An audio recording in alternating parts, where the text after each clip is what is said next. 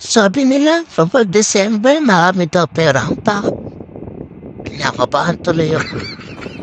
Baka hindi ako tao.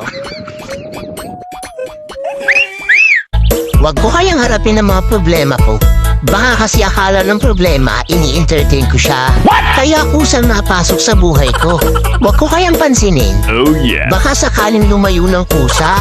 Pero kung ayaw akong tantanan ng problema, ako na lang ang kusang lalayo. Hoy problema, binabalaan kita. Huwag kang susunod. Hindi kita papansinin. Hindi kita tatanggapin. Diyan ka na lang sa nanonood. Baka sakaling tanggapin ka niya at pansinin. Malay mo, malin ka pa niyan. Naiinip. Alam niyo ba, sa dami ng tao na walang pera, nasali pa talaga ako.